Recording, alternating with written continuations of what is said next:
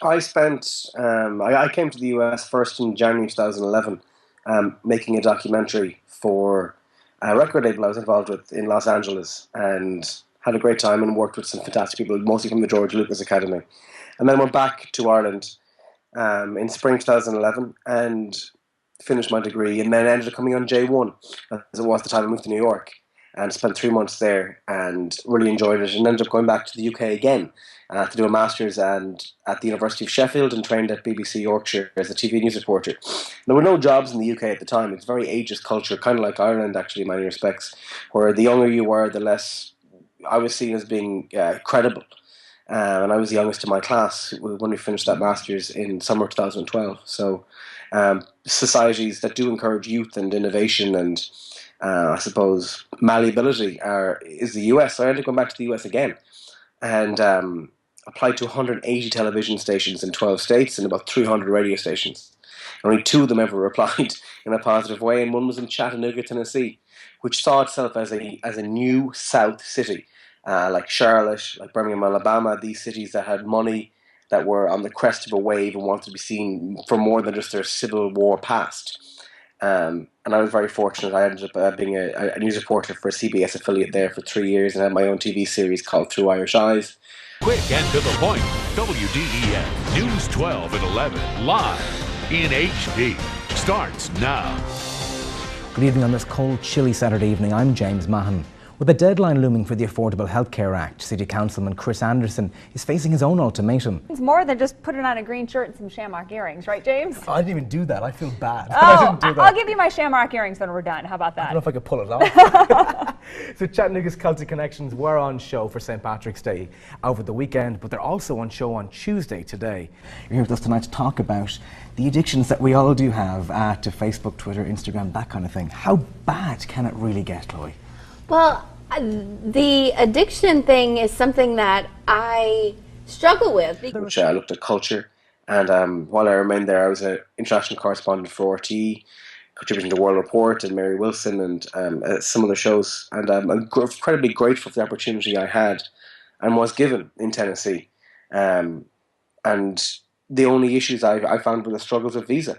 I came on a J1 12-month visa, switched to an O1, failed to get it renewed, but was instead given a green card, but I had to leave the country. And I ended up having to leave the US altogether in autumn 2015. Came back to Ireland for 2 months, and now I've moved to Scotland, where I'm what's regarded as a professor of a master's in journalism. And I thoroughly enjoy it, but I will also be returning to the US once the green card has gone through. Let's look at that malleability that you suggest in the USA. Very much different from home. Yeah, experience in Ireland and who you know and how long and where you're from seem to be very, very important in Irish media. While in American media, it wasn't about who you were, where you were from, where you studied, what your background was, as long as you could do the job, and if you could do it well, even better. And could you do it? And could you do it and then be able to adapt as technology adapted with you? So in many respects, it was a different end of the spectrum. While in Ireland, it was seen as, oh, you need to have 5 years of experience doing this, this, and this. In America, it was seen as you need to have some experience, but it's not mightn't be that important because technology is going to change anyway in the next few years. And they were right. We went from traditional satellite broadcasting to mobile video journalism, and we went from traditional TV to live streaming through Facebook, and that's the way it's been. And I was very fortunate to be a part of that wave. In US media, and I'm now teaching that in the UK, which is like Ireland, only slowly adapting to this. And what were the attitudes that you came across, or was there a negative attitude, a positive attitude to you being Irish? There was curiosity. I was the first Irish person most people had ever seen in Tennessee, Alabama, Georgia, North Carolina. They'd never seen anyone ever before in person, or I'd even heard an Irish person speak. Aside from Liam Neeson and a few other people in movies, they'd no idea. So it was a lot of curiosity, but it was a welcomed curiosity. I suppose many of them are Scots-Irish or of Irish-American heritage, especially in the Smoky Mountains, the hillbillies originally, William of Orange, fiddles, banjos, music that's passed down over the last 300 years from Northern Irish, from Scots-Irish. So a lot of Tennessee and the Smoky Mountains in North Carolina were very familiar with my last name, which is Mahon, and other names like that, and the curiosity outweighed fear. It outweighed trepidation. It outweighed racism in many respects. And I was welcomed with open arms into those communities all along the Bible Belt, and I'm eternally grateful to them.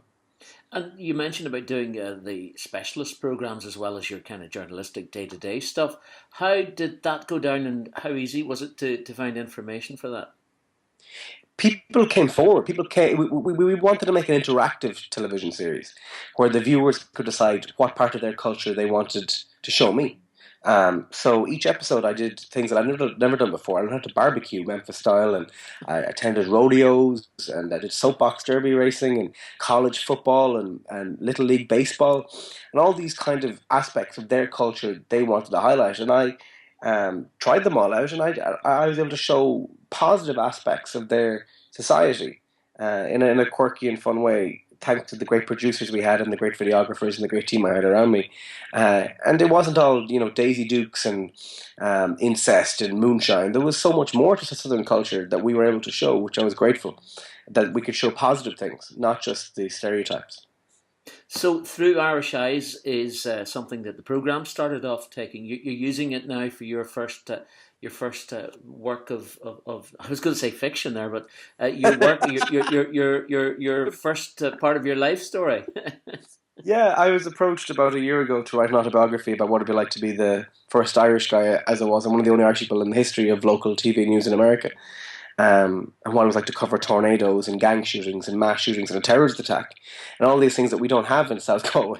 And I started writing it this time last year. It took me 9 months to write it, 45,000 words, and it's now on pre-order through my publisher, which is called Book Hub Publishing in Athenry in Galway, and our launch is coming up this Thursday, and we've already sold dozens of copies all over the world.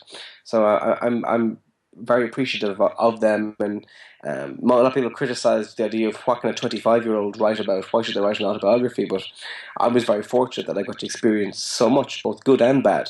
I've been an immigrant 3 times. I left Ireland multiple times, but there's no jobs, there was no future, there was no hope. My generation had to leave. 400,000 of us have left since 2010. There is no one of my generation left in Ireland, and there's nothing being done to bring us back. We've had multiple requests of, come home for Christmas, 80,000 of you are needed to stay. But when you try to stay, there are no jobs. You're just on the dole. So I'd prefer to not sit at home for months on end, draining my country of social welfare payments, and actually go somewhere else where I can actually contribute. And you're doing that obviously in Scotland. You're dipping your toes back into the world of America in the coming months.